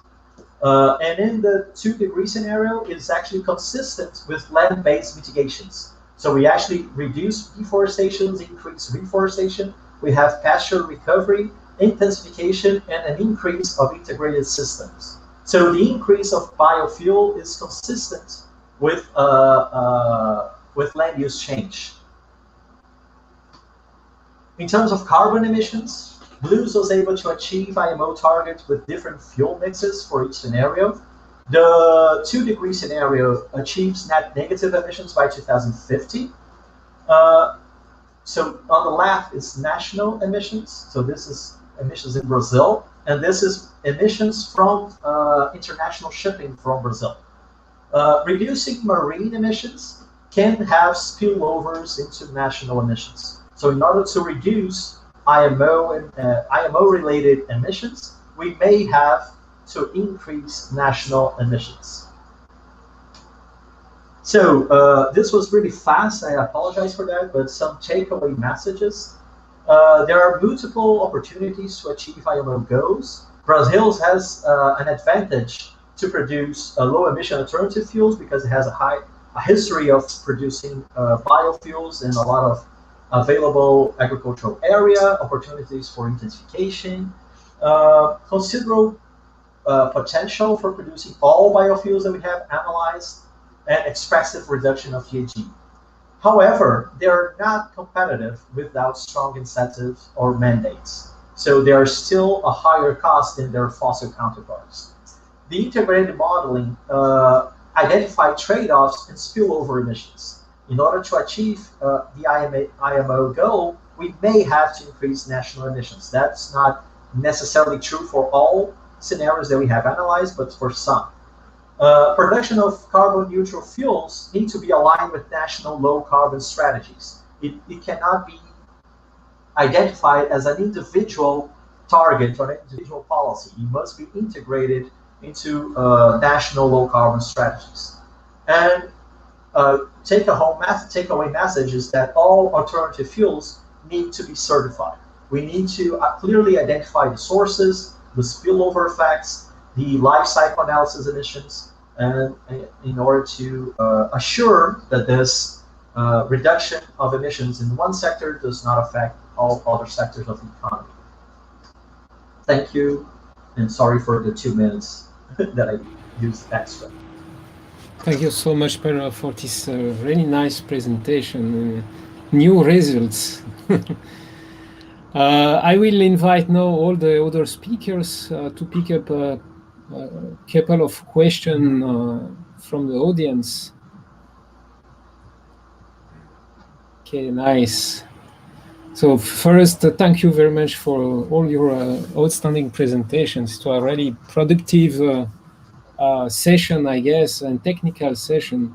Unfortunately, we suffer a loss of more than half our public due to the internet outage in Rio de Janeiro, but all the sessions are recorded and will be available for the people watching after the session. So I will start with a question here from Sergio Marinho. He's asking what are the principal strategies for GHG reduction, and he would like a little bit more details about what can be done with the actual fleet, more fleet, and what can be done for new ships or future ships.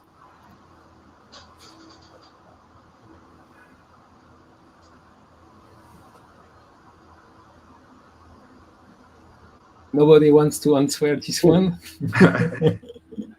May I say something? Yes, sure. Yes.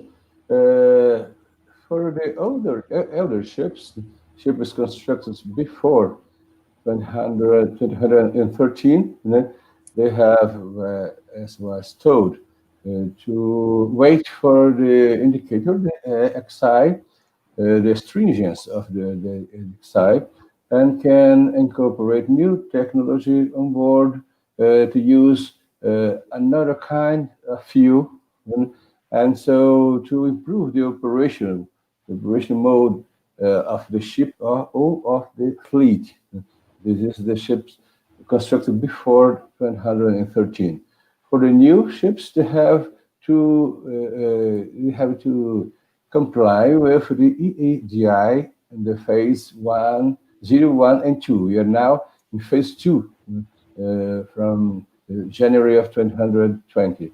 So for the new ships, they have to be in line with the EEDI, and the older ships have to wait until MEPC 75 or 76 next year until the measure and to get into force, and they have to adapt the ships in order to maintain the certificate of energy efficiency.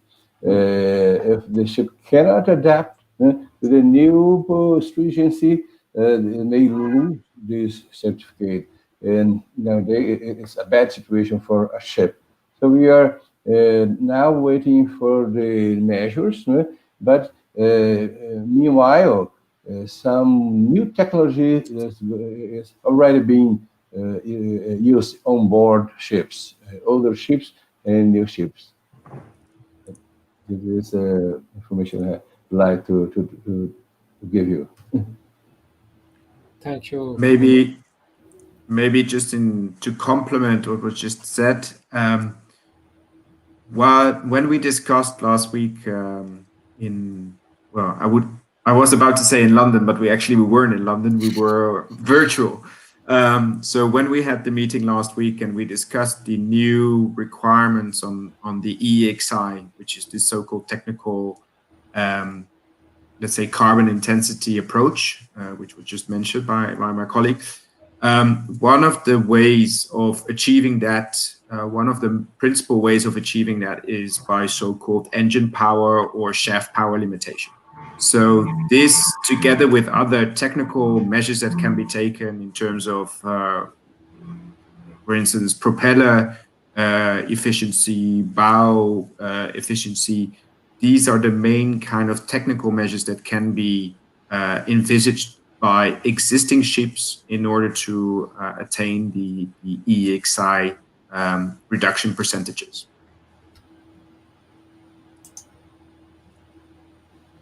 Thank you. We have several questions about fuels. There are questions about the feasibility of use of hydrogen on board. I guess that you already answered, Pedro. Another question about why demethylator was not used in your analysis, Pedro, and I would add one for myself. Why a nuclear propulsion or nuclear energy was not considered? Is it? I was hearing several years ago that even some class societies such as Lloyd's Register was thinking about develop new rules to consider that type of high density energy fuels for shipping. So maybe you can answer this one. Yeah, sure. So related to hydrogen, hydrogen has been increasing rapidly in terms of focus in terms of international shipping, especially in Europe. Several companies are open to the idea of hydrogen and are very hopeful for hydrogen. But in our analysis that we have done before, not only on this study, but in previous studies, hydrogen can be a very good option if you have lower distances. So it might be very useful for international shipping across Europe, because you're talking about moving from one country to another. That's international shipping for them. But for long distance, you need relatively high investments in those production technologies, especially when you're talking about green hydrogen. So hydrogen that does not have CO2 or GHG emissions related to the production side, not on the consumption side. All hydrogen are clean on the consumption side, but not all hydrogen are clean on the production side.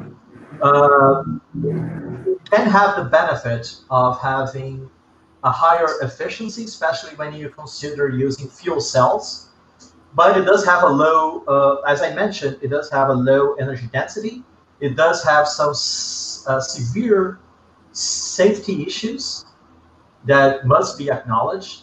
And the most cost competitive options for hydrogen production are fossil-based, not zero-emission hydrogen. So there are still some challenges in order to assume that hydrogen may be a solution global-wide. For dimethyl ether, that's a very good question. We have briefly discussed dimethyl ether as an option. Since we are talking about zero-emission fuels, the dimethyl ether should be based on the most conventional route from the conversion of methanol. So if biomethanol itself is already a relatively uncompetitive option, the conversion of biomethanol into biodimethyl ether was not included as an option, and this was a decision we had early on. But certainly it can be improved. We could include that as an option. It does have several advantages. It is a better fuel for diesel engines. It has a relatively intermediary energy density, but it will have a higher cost if you're talking about clean sources. So the biomethanol into a conversion to dimethyl ether. It can certainly be analyzed, and in my perspective, it would still be in the middle range of those technological options. So it will definitely be it will definitely have a higher cost, for instance, than biomethanol because of the additional step of conversion. But it does have a clean option for dimethyl ether. And related to nuclear propulsion, we have extensive discussions on that topics, and we have decided early on to not include those options in the study. There are options. As you know, I'm not a ship expert, but I do understand that there are options, but they are most controversial. That's the word I'm going to use. And it is in our interest to increase this study. If I'm talking about that, I can say that this topic is a PhD thesis of at least 2 or 3 students of ours, and we are expanding this analysis for a global analysis, much like Pedro's presentation. We are going to use our global integrated assessment model and global CGE model to increase this discussion to a global level. And certainly nuclear propulsion and dimethyl ether can be included by then. But they were not included early on as deciding the scope of the study. Thank you so much. I have another one, maybe for Mr. Anders. There are some concern about the applicability of new regulation, IMO regulation on GHG for small ships, inland navigation, and eventually cabotage or short sea shipping in South America. And the question is if this IMO regulation is going to apply on that kind of small ship size and internal or national cabotage and short sea shipping. Yeah, thank you for the question. It's which is a valid question, of course. So the amendments to MARPO Annex 6 that were discussed last week, they would fall in Chapter 4 of MARPO Annex 6, which relates to energy efficiency of ships. And Chapter 4, in principle, applies to ships, all ships of 400 GT and above. And so, for instance, the requirements on the EEDI, so the existing requirements for new build ships, apply to all ships of 400 GT and above. When it comes to other existing requirements in Chapter 4, in particular on the data collection system, those requirements only apply to ships of 5,000 GT and above. And also the new amendments follow kind of the same logic. So the requirements on the EEXI, so the technical approach, would apply to ships of 400 GT and above. The operational requirements, including the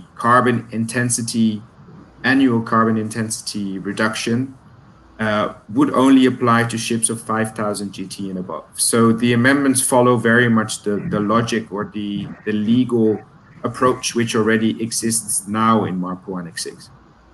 And that is, of course, for international shipping.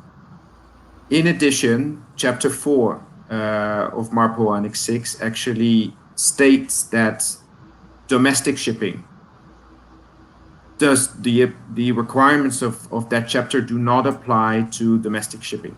So cabotage would not necessarily or would not be covered by MARPO Annex 6. Now, member states, when they use the legal requirements of MARPO Annex 6, are of course encouraged to also apply those provisions to domestic shipping, but it is not a requirement on the MARPO. I hope that explains. Thank you very much. It was really clear. I have another question here about the multi-criteria decision analysis that you present, Pedro, for fuels. I was curious to know if you considered the stability of the biofuels and the fuels, because it's a big concern when we are traveling 20 days or 30 days in bad condition in crossing oceans. It may be a problem of degradation. You have water inside the tanks and oxidizing on the fuel may occur. So did you consider that topic? Is that relevant? Yes, it is quite relevant. That's probably why it was a criteria indicated on the applicability aspect. Those fuels that are more of a drop-in fuel, they certainly have a better average rate than the straight vegetable oil, for instance. The hydrotreated vegetable oil, it's much more stable chemically and much less susceptible to degradation over time. But still, it's still not as good as synthetic fuels such as the Fischer-Tropsch liquids, or even hydrogen is relatively stable in a way, but it's hugely oxidizable. So a small amounts of hydrogen may lead to safety concerns. So yeah, that was included. Bunkering options, pilots, fuels, the need for additional equipment, heaters, for instance, related to viscosity. That's all included in that average grade. You may have different interpretations of which one is more relevant than the other, but that's our interpretation. Thanks a lot. Maybe two more questions. One for Pedro Levy. You in your study you present a short-term initial global impact analysis, and I am curious to see Pedro Levy how it's possible, and also there is definitively an interaction with the study of Pedro Rochedo and the models presented by Pedro Rochedo. How it's possible to extend your study from free PUSP at a long term, analyzing the impact of in the long term and not only short term. Do you see is it possible, and technically is it that how to say quick to develop that kind of models?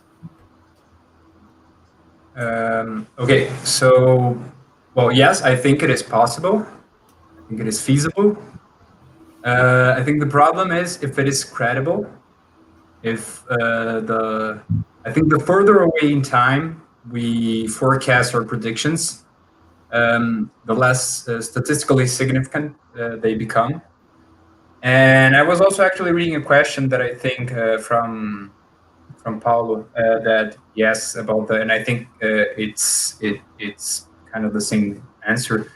Is there any plan to consider slow steaming as a way to replace? I think that's the thing. When we look at short term, specifically this kind of policy, it induces technological changes.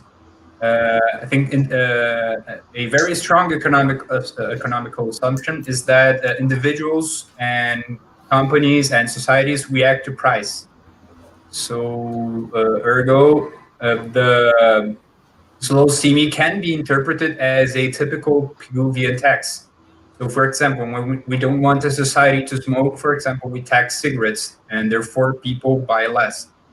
But as I mentioned, we are not contemplating not only long-term effects such as technological changes, but also substitution effects in carbon leakages. So I think the first step towards a long-term analysis is developing a general equilibrium model that incorporates those analyses into the short-term analysis. And then, and only then, after we've developed this model, which takes an average time to develop, but once it's developed, it's as I said, it becomes a milestone, because from then, developing further research on the topic becomes much easier. There's a scale gain there. And after that, I think developing long-term models becomes a lot less costly. But I think the bottom line here is it possible? Yes. Are they credible? That's a very good question. And I think that's the thing about those analyses that become more holistical nowadays, that as we've worked together before in this study that we've developed in FIPI, I think that's the thing. We're talking about things that are on the knowledge frontier, state-of-the-art technology, that many times we don't get in touch with, especially when it comes to data. So we need to combine quantitative assessments with qualitative analysis. in order to provide more accurate forecasts for long term, such as that presented by Professor Pedro. I hope I have answered your question. Yes, if I can make a small comment, we have worked together with FIPI before in several other studies, mostly led by Professor Eduardo Haddad. And our methodologies, they complement each other quite well. We have done that extensively in the past, and we are in talks of continuing in different projects, not exactly related to international shipping, but we have a project proposal coming up about the integration of our models, and Professor Haddad was also in the examination committee of the PhD thesis, which developed our global CG model. So we can complement each other quite well, and I think that this can be an opportunity for further collaborations. I personally did not know. I talked with Paula a few months ago, and I had no idea that she was working on this type of study. So it's really, really interesting that we found a new opportunity for working together. I think that's great. I think this is what's missing a bit in universities in Brazil. Yeah, it is very, very exciting to have this much opportunity to work together. Nice. I have another question. It's more the matter of feeling than other things, but I wanted to see your opinion on. Do you think that we are going to have a winner for the next generation fuels, with maybe one or two transition fuels, or we are going to a path where we have plenty of one-of-a-kind solutions with plenty of various technologies on board the ships? It was clear. I don't know if it was clear, my question, but I think the question was clear. The answer is not. Yeah.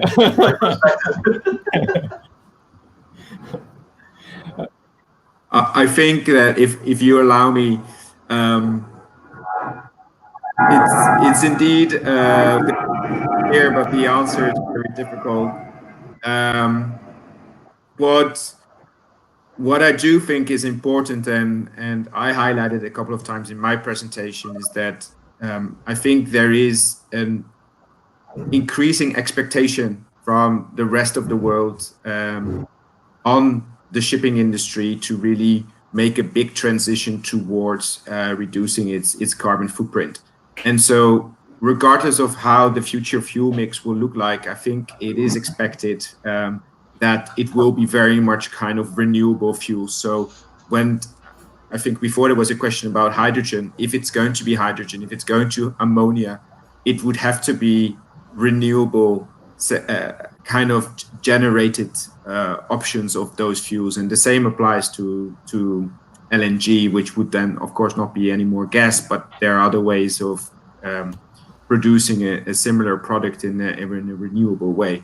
So I think there is a lot of uncertainty about how the fuel mix will look like, but I think there's a great expectation from the rest of the world that it's going to be renewable fuels, and that will be a big challenge that we will have to overcome by working together.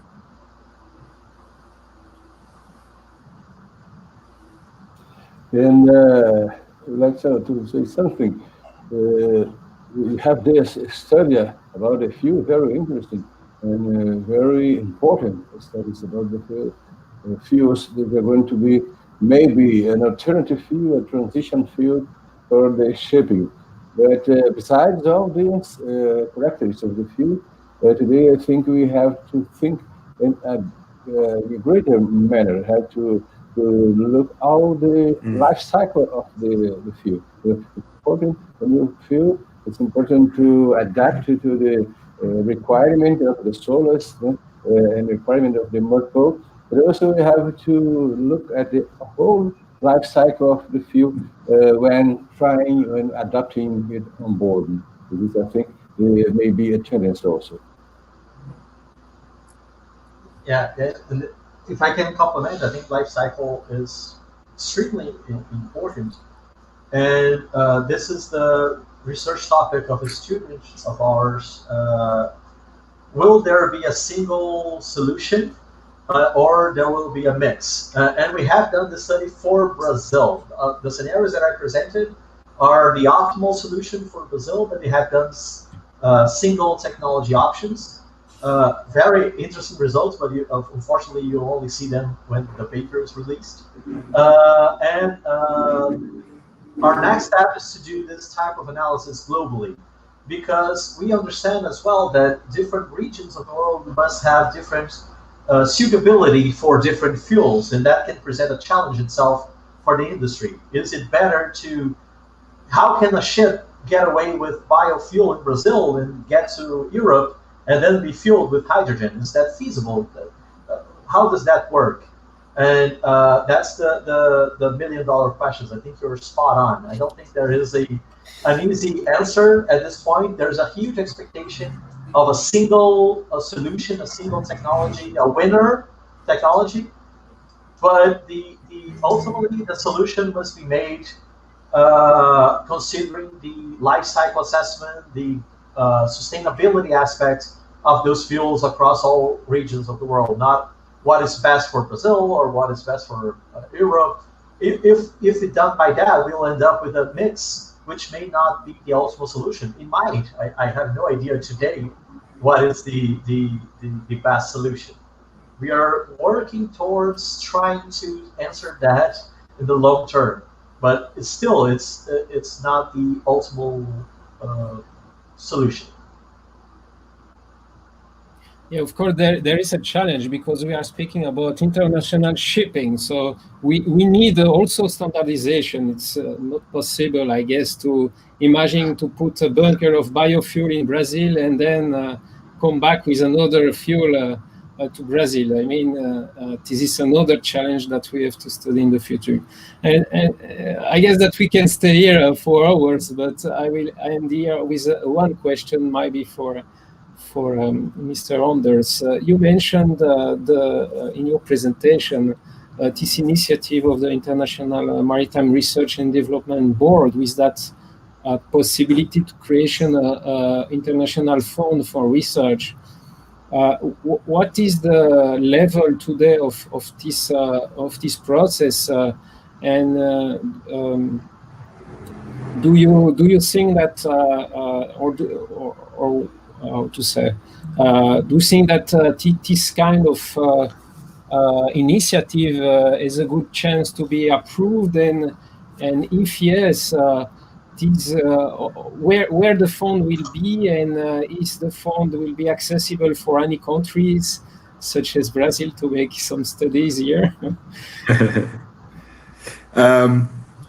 Good question, and it's a bit too early to say or to give you a full reply to that question, and that is because the proposal has been submitted to IMO, and it has been submitted quite a long time ago, almost a year. I think it has been announced now.